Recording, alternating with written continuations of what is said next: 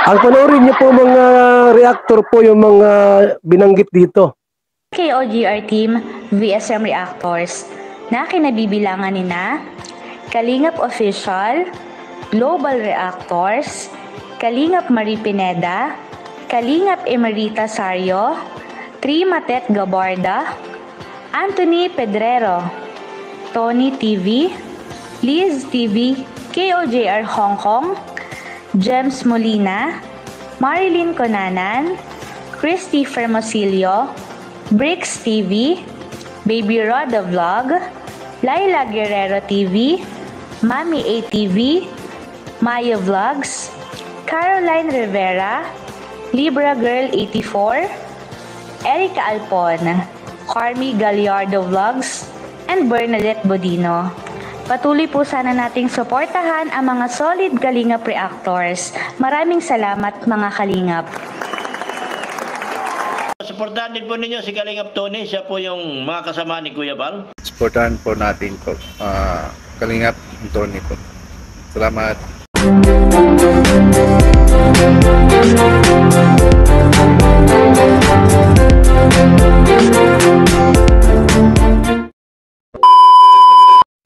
At yun, magandang araw na naman sa inyo mga Kalingap, mga kapadyak.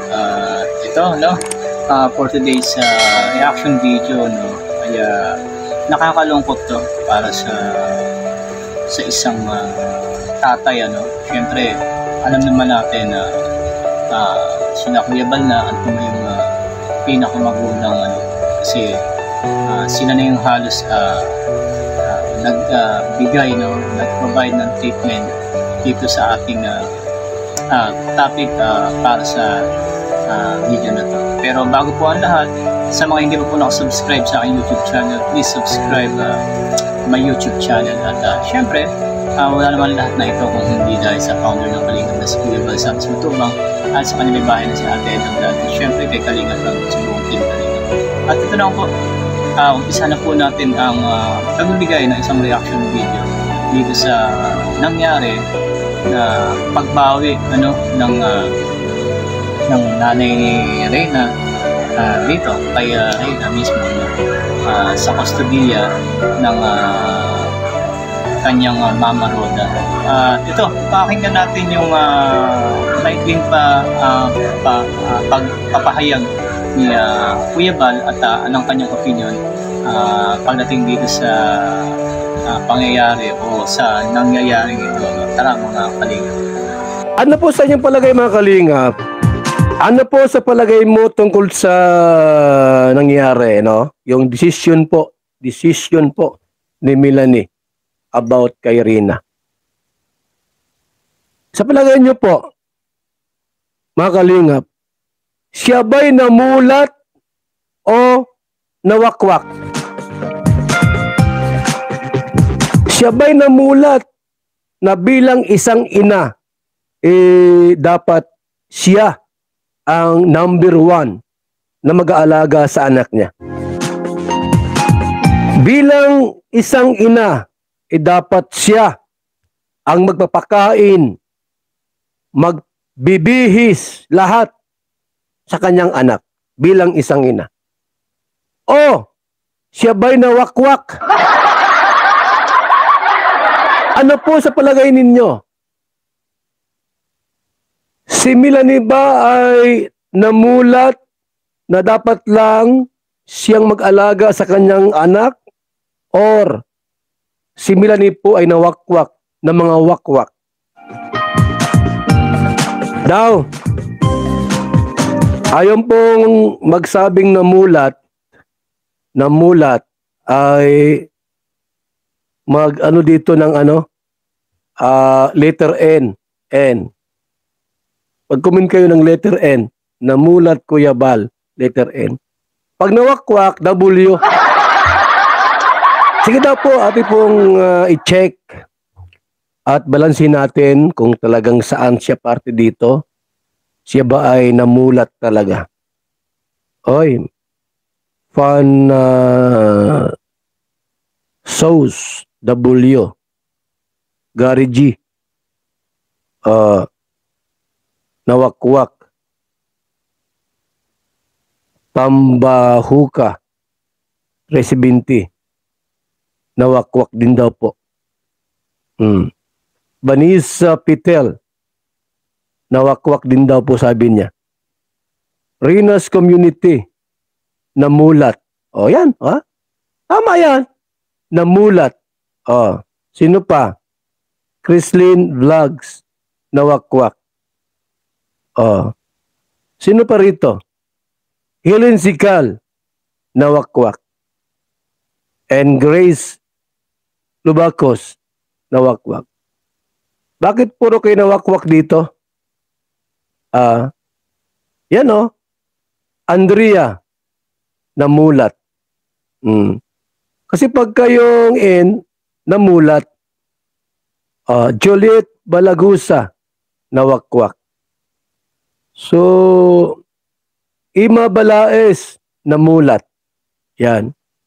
Namulat, ha?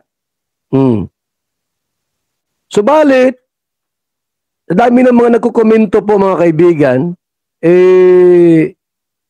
nawakwak daw si Melanie. Ito po ang ating ngayong pag-uusapan, mga kalingap, sa umagang ito. Ang tungkol dito, ha? Kung si Melanie ba ay namulat o nawakwak? Nakakalungkot man isipin na sa mga susunod na vlogs ng Kalingap ay di na natin masisilayan si Reyna.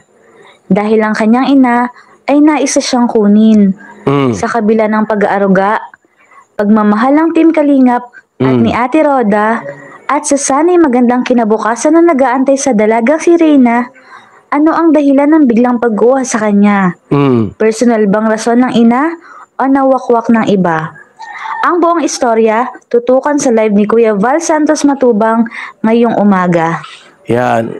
Again, ulitin natin yung intro natin. Nakakalungkot man isipin na sa mga susunod na vlogs ng Kalingap ay di na natin masisilayan si Reyna. Dahil ang kanyang ina ay naisa siyang kunin.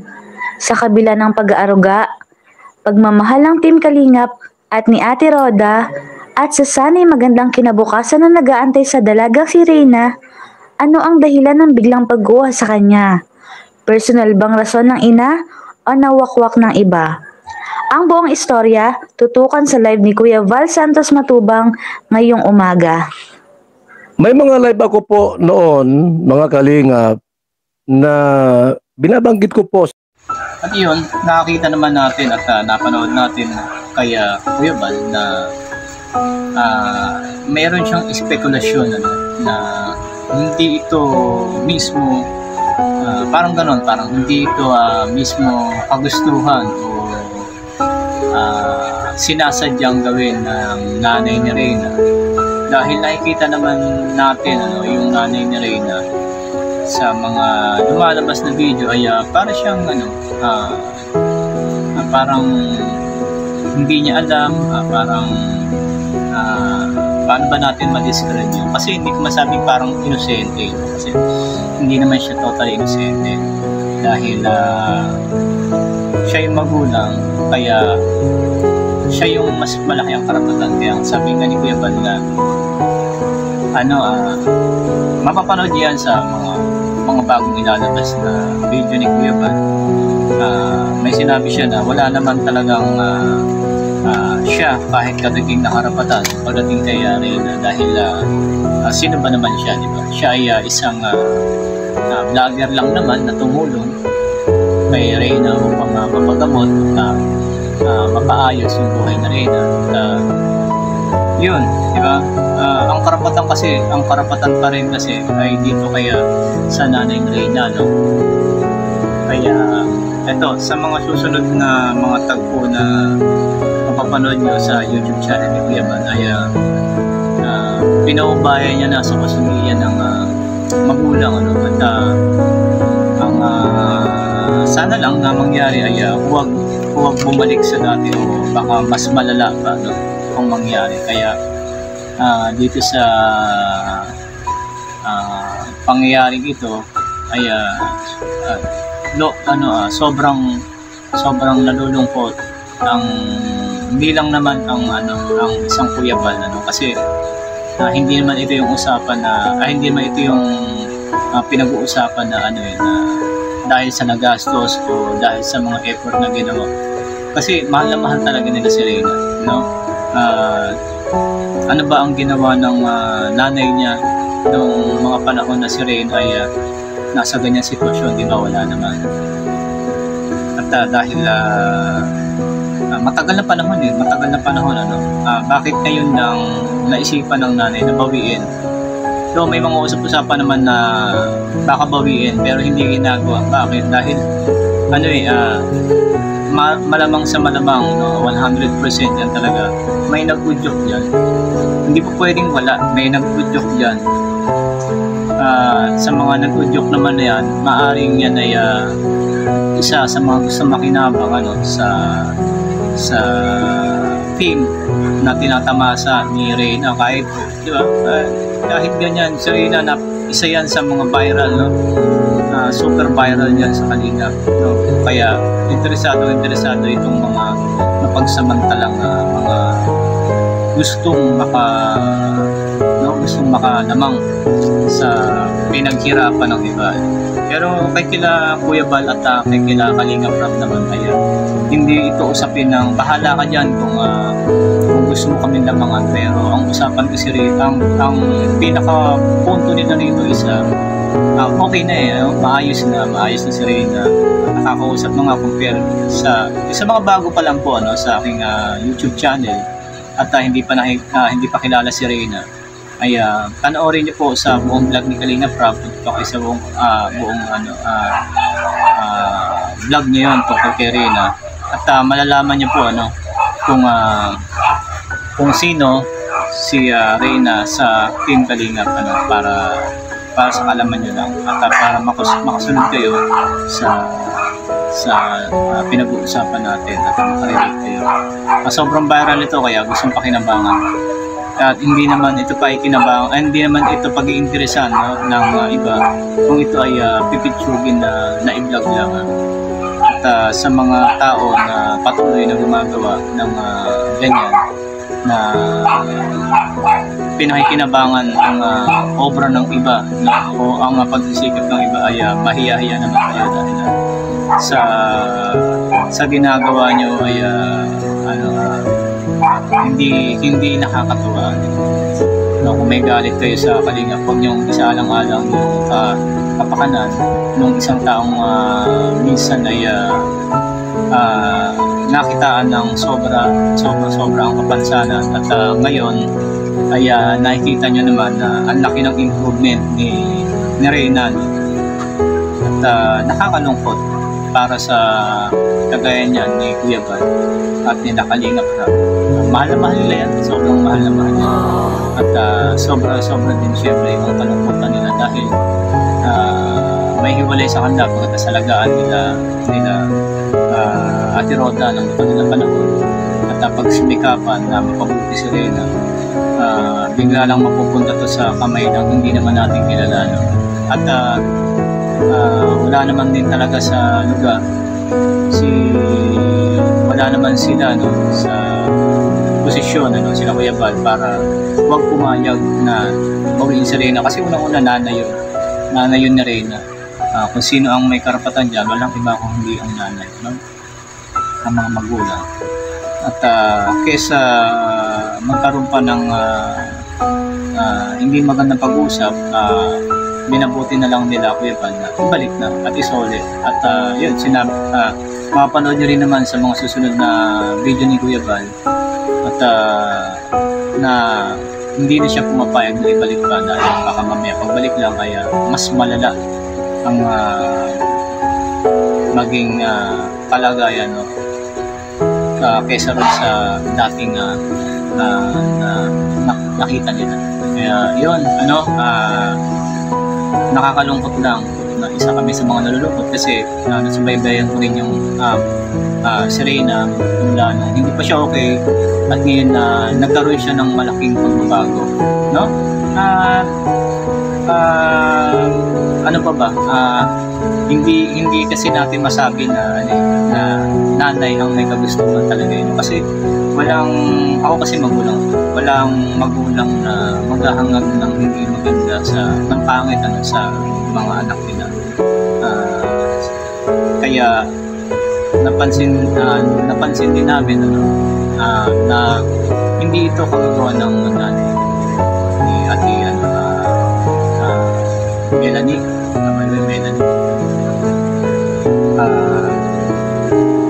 Ito ay nanggaling sa interest ng iba. Kaya sa mga naniniwala sa Kalingap na patuloy lang po kayong sumuporta, paniwala sa mga adhikain at mga advokasya ng Team Kalingap na makatulong sa ibang tao at hindi makaperwisyo. Wala naman sigurong isang charity vlogger na magpapahamak ng isang ng kapwa-tao. Kasi kaya nga charity, diba? Charity vlogger. Alam naman natin pagka narinig mo yung salitang charity vlogger, alam naman natin kung ano yung mga ginagawa ng charity vlogger, diba? At dito sa mga wala pa ring konsensya na mga hindi na nga sumusuporta ay nagsasabi pa ng kung ano sa mga magandang ginagawa ng Kalingap. Kaya good luck po sa inyo at sigurado ko naman pong alam ng Diyos ang lahat ng ginagawa nyo at nakikita naman po niya kung ang ginagawa niyo po ay tama at sa hindi Kaya yun na lang po, Diyos na lang po ang bahala na maghusga sa inyo at kami rin naman po yung walang karapatan at wala sa posisyon para kayo husgahan ng husgahan. No? Yun lang po mga Kalingap, mga kapadyak sa araw na ito at huwag po nating kalimutang sumuporta sa mga Team Kalingap at syempre po sa aking YouTube channel. Nagpapasalamat po ako sa mga sumusuporta at mga naniniwala rin. Palaging nanonood sa aking ginagawa mga reaction video kahit na ako ay magbuhan lang po dito sa Kalingap. Kaya maraming salamat po at mabuhay po kayo lahat at God bless po sa lahat at huwag niyo po kalimutang suportahan si Kuya Vlogs, Matubang, si Ate Edo Vlogs at si Kalingap Rabat ang buong Team Kalingap. At syempre yung aking team na KOJR sa pamumuno ni Marie Pineda at ng aking mga kasamahan dyan sa KOJR. Maraming salamat sa support niyo po sila lahat at panoorin ng mga video. Maaari po huwag niyo pong skip ang aming mga ads para makatulong po sa amin at kami naman po ay mag-return ng tulong sa ibang naman po. No? Maraming salamat po sa lahat at mabuhay po kayong lahat, mag-ingat po ang lahat, saan po kayong dako ng mundo nandoon. Bye-bye.